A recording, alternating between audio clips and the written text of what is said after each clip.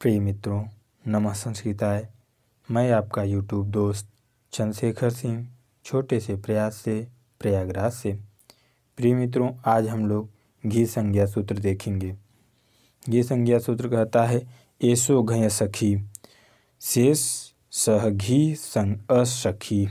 सखी शब्द को छोड़कर शेष सभी हर्ष इकारांत एवं हर्ष उकारांत, हर्ष मतलब छोटा, शब्दों को पुल्लिंग या स्त्रीलिंग दोनों की घी संज्ञा मान ली जाती है, जैसे मति, गति, शक्ति, हरि, कवि इत्यादि हैं।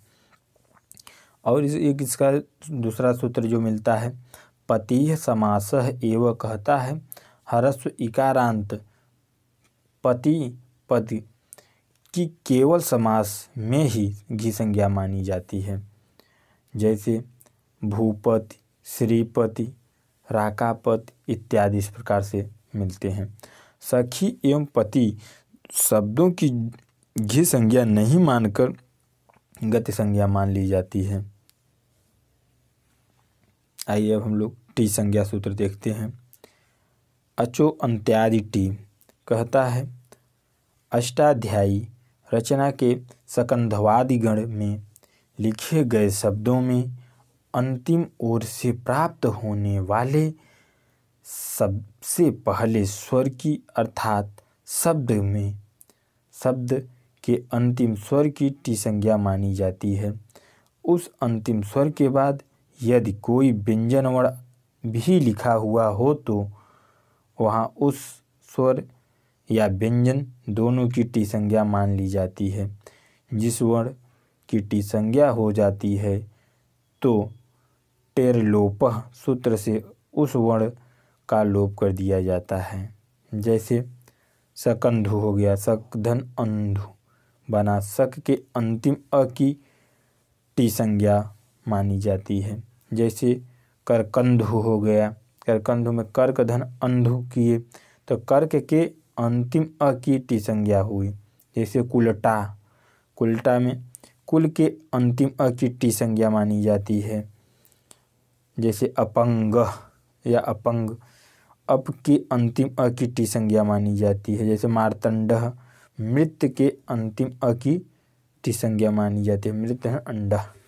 जैसे बना सारंग, सार धन अंग बना सार के अंतिम अ की टी संज्ञा होती है। इसी प्रकार से जैसे मनीषा मिला शब्द तो मनीष धन ईसा, तो मनीष में जो अस मनीष के अस की टी संज्ञा मानी जाती है। मनीष में जो अस मिलता है उसकी टी संज्ञा होती है। जैसे पतंजलि, पतंजलि में पतत धन अंजलि बना इसका तो पतत के अत की इस संज्ञा होती है। जैसे मिला लांगलीसा, तो लांगलीसा का अर्थ होता है हल्की नोक। लांगलीसा कहता है हल्की नोक, इसका अर्थ होता है लांगल धन ईसा बनेगा तो लांगल के अंतिम अ की टी संज्ञा मानी जाती है। अब आइए हम लोग देखते हैं उपधा संज्ञा।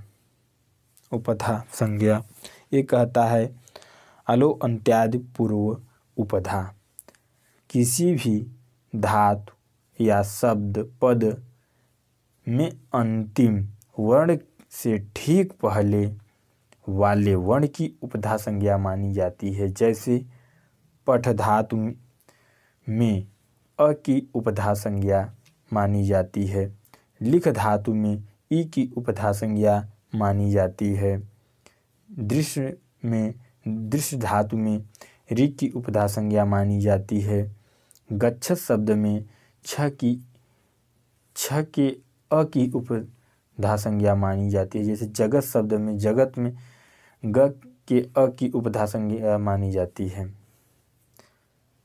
जैसे भुज धातु में उ की उपधा संज्ञा मानी जाती है। आइए अब हम लोग देखते हैं प्रातिपदिक संज्ञा। ये कहता है अर्थवत धातु प्रत्यय प्रातिपदिकम अर्थवत अधातु प्रत्यय प्रातिपदिकम।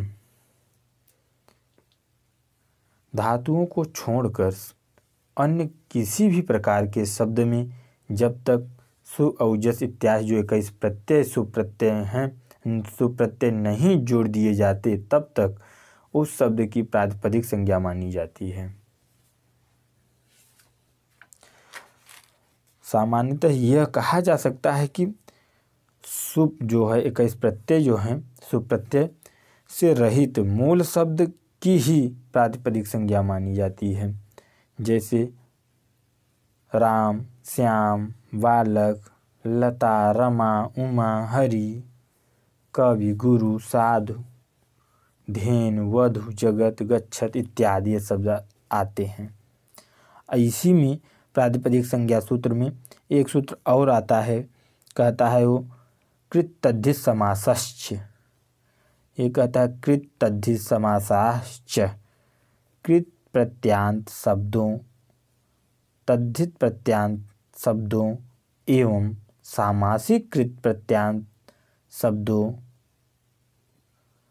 में भी जब तक कोई सुप प्रत्यय नहीं जुड़ता है तब तक उसकी प्रातिपदिक संज्ञा मानी जाती है। जैसे कृत तद्धित समासाश्च कहता है कृत प्रत्यांत शब्दों, तद्धित प्रत्यांत शब्दों एवं सामासिक शब्दों में भी जब तक कोई सुप प्रत्यय नहीं जुड़ता तब तक उनकी प्रातिपदिक संज्ञा मानी जाती है। जैसे गम धन अक्त, अक्त प्रत्यय जुड़ने पर गम धन अक्त करने पर तो गत बन जाता है। जैसे रम धन घय प्रत्यय जोड़ने पर राम बन जाता है। पट धन तमप प्रत्यय जोड़ने पर पट तमप बन जाता है। लघु धन तरप प्रत्यय जोड़ने पर लघु तर बन जाता है।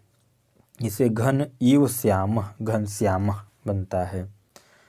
अकारांत, इकारांत, उकारांत, तकारांत इत्यादि शब्दों में मूल शब्द एवं प्रथमा विभक्ति एक वचन के रूप में प्रायः कोई परिवर्तन देखने को नहीं मिलता है।